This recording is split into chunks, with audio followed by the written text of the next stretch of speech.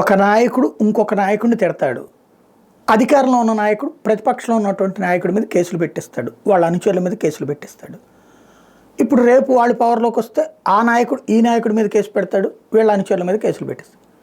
ఇప్పుడు వీళ్ళందరూ ఎవరి చుట్టూ తిరుగుతారు? పోలీస్ స్టేషన్ చుట్టూ, కోర్టుల చుట్టూ. ఇది ఒక ఆస్పెక్ట్. మరి నాయకుడు తన కార్యకర్తల్ని తనతో పాటు కేసులో ఉన్న వాళ్ళందరినీ కాపాడుకోవాల్సిందిగా తనను కాపాడుకోవడంతో పాటు వాళ్ళందరి కోసం ఏం చేయాలి?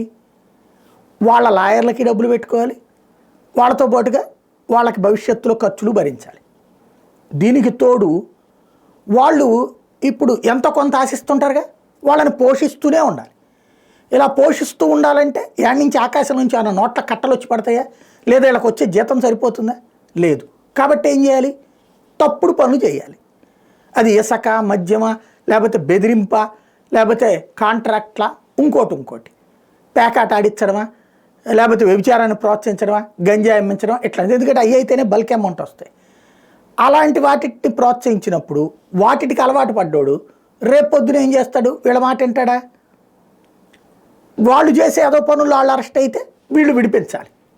ఎక్కడో దొరికినప్పుడు అందరి మీదనే కేసు అవుతుంది.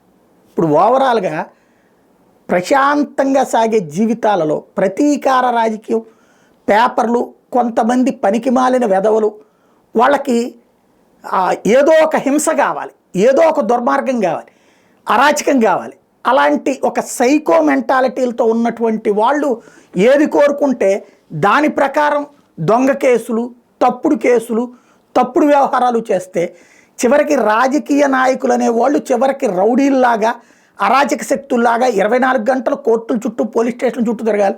ఇవాళ రోజున ఏ పోలీస్ స్టేషన్లో అయితే వీళ్ళ హవాజల్లా బయట అయిందో రేపు పొద్దున మళ్ళీ అదే పోలీస్ స్టేషన్లో వీళ్ళు ఎదవల్లాగా చేతులు కట్టు కూర్చోవాల్సి వస్తాయి. ఈ కోర్టుల ముందు ఎప్పుడు చేతులు కట్టుకు తిరగాల్సి వస్తుంది. ఏం కర్మ ఇది? డబ్బులు సంపాదిస్తున్నారు, కష్టపడుతున్నారు, చదువుతున్నారు, ఉన్నత స్థాయికి పోతున్నారు, వ్యాపారాలు చేస్తున్నారు, పరిశ్రమలు పెట్టుకుంటున్నారు, కోట్లు సంపాదిస్తున్నారు. ఎవడో పనికిమాలిన వెధవల కోసం మీ వ్యక్తిత్వాలని, మీ స్థాయిల్ని కించపరచుకోవడం అవసరమా? అలాంటి శాడిస్ట్ ఎదవల వలన దేశానికి కానీ సమాజానికి కానీ ఏమైనా ప్రయోజనం ఉందా? ఆలోచించాల్సి ఉంది.